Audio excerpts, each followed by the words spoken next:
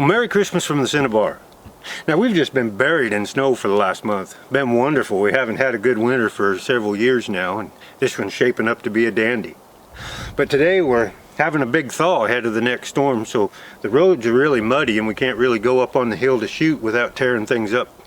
So we're going to stick around the shop and talk about a couple of dandy early Colts that have come through the shop lately. This 1855 Colt Root Revolving carbine and 56 caliber in great condition, and 1860 cartridge conversion revolver in 44 Colt. These are just beauties, and we're gonna go on down to the shop here in a minute and talk a little bit more about these old girls, and maybe even talk about some plans to get them shooting again. So stick around, this will be fun. Now, one of the truly enjoyable parts of doing what I do is that occasionally we'll have a customer ask to be on the lookout for a particularly difficult firearm to find, or one that's particularly difficult to find in high condition. And lately I had one of our very best customers who's given us a lot of gunsmithing work, consigned some guns through us, been a real supporter of the channel, asked me to be on the lookout for some of the early Colt cartridge revolvers, particularly if they have original gun leather with them. And this fall we did manage to find a really nice 71, 72 open top Colt revolver, 44 Henry with the full gun rig. And then I got invited to look at a collection here in Oregon that's being liquidated, and in that collection was another early Colt cartridge gun, this 1860 Type 1 cartridge conversion model, in really nice condition, has a lot of the original finish on it, excellent bore, just a dandy, and it as a bonus had the original holster as well. We didn't have the rest of the rig, but it did have the original holster to go along with it. And as I was looking at this collection, also on the wall were some Colt revolving rifles. And I remembered this particular collector talking at one time about how he really liked the revolving rifles, particularly in the larger calibers, the 44, the 56 caliber. And as part of these that were on the wall, I was looking down the bore on them, and here one stood out above the others. This saddle ring carbine 5-shot 56 caliber. So I just kind of fell in love with this, and it's a little bit outside my collecting wheelhouse, but the seller was willing to negotiate a very fair price for it, and I just couldn't help myself. I just went ahead and bought it. And of course I had this collector in mind, but the more I looked at it, the more I was kind of keeping my fingers crossed. Well, maybe he's not going to want that so much when I show it to him. But wrong I was. He had to have it worse than I did when he saw it. So anyway, we get the opportunity now to go through them here in the shop, and of course mechanically they look excellent. We're going to go through and make sure everything's kosher on them, and while we've got them here in the shop, we're not going to waste the opportunity to let you folks have a little look at them. So let's take a little closer look at both of these early Colts. Now, there's an interesting story behind these Colt cartridge conversion revolvers. You know, we know that Colt dominated the market for percussion revolvers from the 1830s to the 1860s. But there was a new type of ammunition that was rapidly gaining popularity, and of course that's the metallic cartridge ammunition. And an employee, or actually a former employee of Colt, had patented a design for drilled through revolver cylinders that's really critical in being able to use metallic cartridges in revolvers. And he had contracted his patent with Smith & Wesson exclusively, so Colt could not make cartridge revolvers while this patent was being enforced. Now, that patent expired in 1870, and Colt was caught a little off guard. Now, there's a lot more to the story about this patent and whatnot, and it even involves an act of Congress and an intercession by President Grant. But anyway, long story short is Colt didn't have a cartridge type revolver in production ready to go when that patent ran out. So they went to work real quickly, and in '71 came out with the open top revolver, which was their first revolver designed for metallic cartridges. But it was based very closely on the earlier percussion revolver designs. Now, they also had another problem that now is going to be extremely difficult to market the percussion revolvers that they have in stock and all the parts and frames that they have in stock. So they went to work to build some of these conversion cylinders for several of their models that now could accept metallic cartridges. And this is, of course, where this 1860 Colt comes from.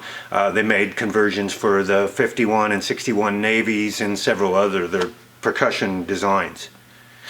All the while, they're working feverishly on a new design that would come out in 1873 called the Model P. And of course, that one was a game changer, and the rest, of course, is history. Now we can see this is the Type 1 Richards-Mason conversion on this 1860 Colt, and we can tell that because we can see the rear sight on the breech plate here, and there's a floating firing pin that when the hammer strikes, it strikes that firing pin to hit the cartridge or the primer. On a Type 2, this part of the breech plate is cut out, and the hammer actually strikes the cartridge itself with a firing pin, kind of like the 1873 Colts. But as we look at this one, we see this one's got a lot of original finish. Look at down the barrel here. We see a lot of that bright Colt finish there, and it's kind of protected because of the ejector housing here. But on the bottom of the barrel, again, we see that nice bright Colt blue there. The grips look original to the gun. They fit very, very well. They've had some extra varnish applied to them, but otherwise they're in excellent condition. We can look at the other side. Doesn't have quite as much original blue. Got some bright blue here and here. The rest of it's kind of turned to that dark patina that we see on a lot of the guns this age. And don't worry, I am handling it with my bare hands, but I will wipe it down considerably when we're done. And we also have the roll stamp on the cylinder that shows up very, very well. Just an excellent example of one of these early Colt conversions. We can even look at the screw heads here that are in very nice condition with a little bit of fire blue just around the edges that are protected there. Just all in all, a fantastic gun. And to add icing to the cake, is just a great bore. Just the very slightest hint of some frosting, but very, very strong lands. This gun, I don't believe, has been shot a whole bunch. Now, when the Civil War broke out, Berdan's U.S. sharpshooters had been promised Sharps rifles when they were recruited. But when they got to Camp of Instruction in D.C., they found that because of a close personal friendship between Sam Colt and Colonel Berdan, they were issued a full military version of these 56 caliber Colt revolving rifles. And they weren't happy when they started firing them. You see, if you would hold these in the traditional manner to fire, our left hand out here is very vulnerable to multiple discharges or chain fires. And several of the soldiers were badly wounded and even lost their left hands because of these chain fires. Now, they actually came to a near mutiny. They hung and burned an effigy of Colonel Berdan and threatened to not take the field if they didn't get the Sharps rifles. And it took a personal action from Abe Lincoln ordering the Ordnance Department to supply them with their Sharps rifles. And they actually went into the field and into combat with the Colt revolving rifles. But then they were issued the Sharps while they were on the Peninsular Campaign. So what they found was that they could safely shoot these if they held their hand back behind the cylinder in this manner. And that's not too bad if you've got a 21-inch carbine, but you can imagine the extra front weight on a full-length military version of one of these rifles. So it wasn't a great option for them. The other thing is of course, when we fire these today, we would put some kind of grease in the chambers to keep from having multiple discharges. But of course that wasn't quite so convenient when you're out in the field and under fire, and to carry bear tallow or something like that around with you and grease up these cylinders. So now let's take a look at this exceptional revolving carbine, and you can see the amount of original finish on this gun is really amazing for the age of this firearm. And as I mentioned earlier, it does have English proof marks. You can see one right there on in between each of the cylinders. There's an English proof mark, and then on this side of the barrel we have a couple down here. This one is in the 10,000 serial number range, and what I've read is that the English carbines were all 56 caliber and all in the 10 to 12,000 serial number range. This one, of course, the percentage of original Colt blue on it is just phenomenal. The hammer, of course, was color case hardened, and we can see some of the fading case colors on it, particularly up here on the upper part of the hammer on both sides. We can see case colors on there as they should be. Just a fantastic condition Colt revolving carbine.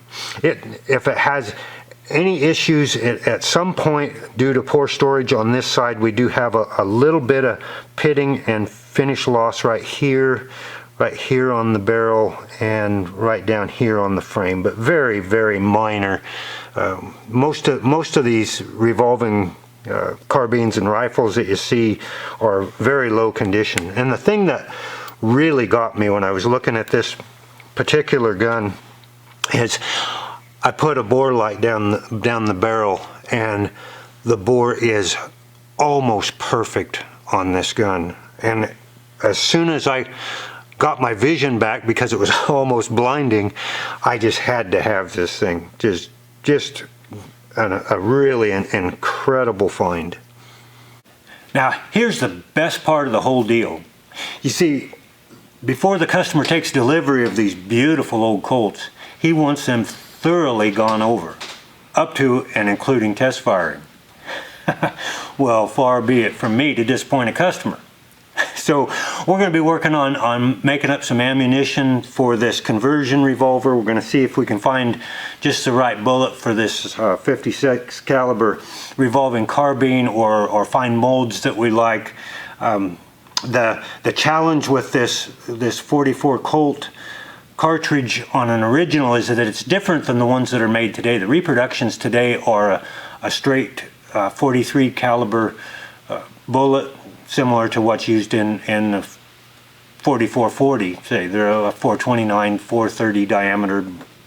But these original were a heeled base, and if you watch my episodes where we did some loading with a 44 Henry, another one was a 41 long Colt, those are heel base bullets, and they're a very difficult cartridge to load. So we're going to have to play around a little bit with getting the right bullet, and then being able to load and get a crimp on those heel base cartridges. So those will be fun episodes, I guarantee.